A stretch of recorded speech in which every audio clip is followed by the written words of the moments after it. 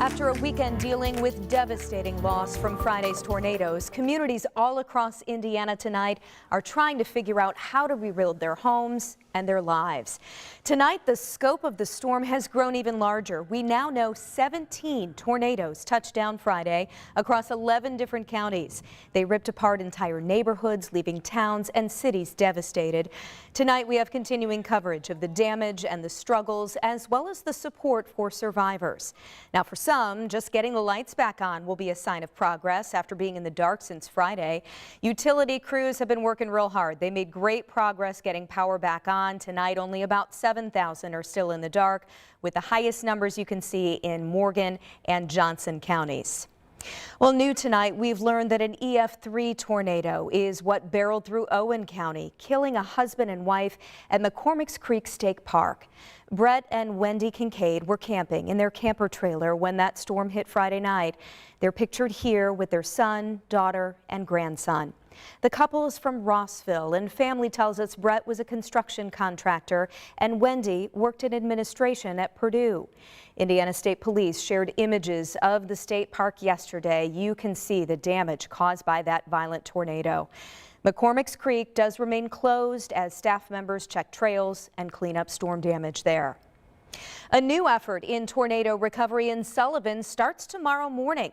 The city needs manpower starting bright and early at 8 a.m. at the Sullivan Civic Center for an organized volunteer cleanup. The mayor also shared a few hours ago that the final missing person in Sullivan County has now been found safe. Earlier tonight, we also learned the names of the 3 people killed in Friday's tornadoes in Sullivan. 56-year-old Susan Horton and her 38-year-old son Thomas Horton were both from Sullivan. Police say 47-year-old Shane Goodman lived just outside the city limits, and he also died in the storm. His wife was injured and is now recovering after surgery.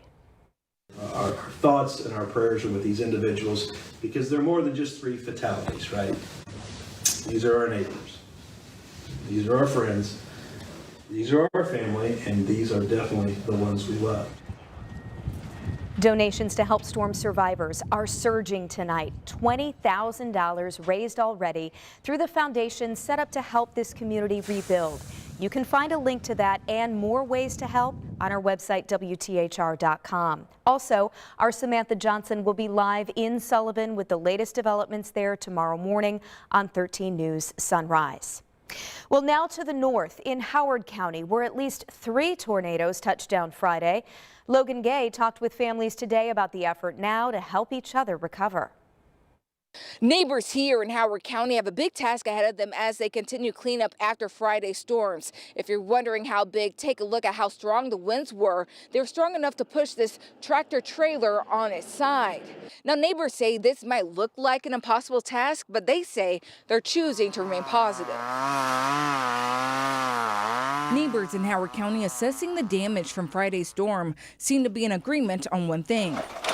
We're just happy that everybody's safe and, that didn't hurt anybody, and it's just things that can be replaced.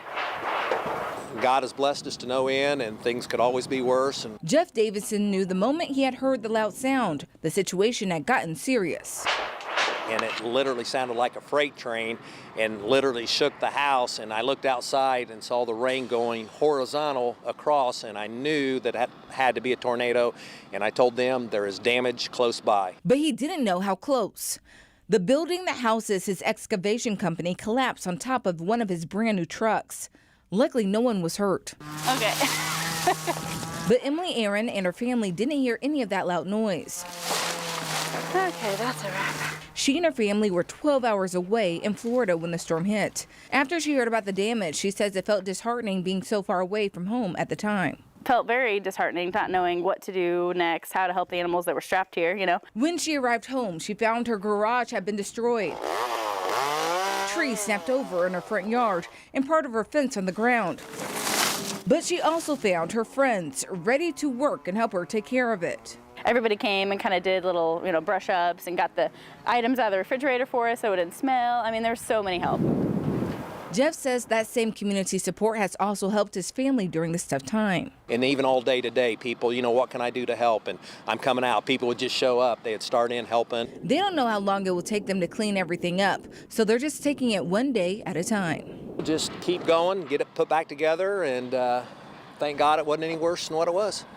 As cleanup continues, the Howard County Sheriff's Office is asking people to remain cautious while driving through the area. In Howard County, Logan Gay, 13 News. In Johnson County, Clark Pleasant schools will be closed tomorrow. That district does cover kids in Whiteland, and because some of the buildings still have power issues, the entire school corporation will stay closed on Monday. Road closures for cleanup there are also impacting traffic and school bus routes as well. Also in Johnson County, no classes at Franklin College tomorrow. The college says high winds have led to continued power outages. Students can return to campus at 2 p.m. on Monday, and then classes will resume on Tuesday. In the aftermath of Friday's storms, we have seen something positive happening over and over again. Hoosiers helping Hoosiers. In Johnson County, the new Whiteland Fire Department put together snack bags for those working to clean up. Right now, Whiteland's fire department is actually working out of New Whiteland's Station 11 because its firehouse was damaged in Friday's EF2 tornado. And the community's response has been huge. Crews put out a call for food and water donations right after the storm, and in less than a day, they had to stop taking donations because they got so many. The beginning of the morning all the way till last evening, people were dropping off just carloads and truckloads of donations all day long.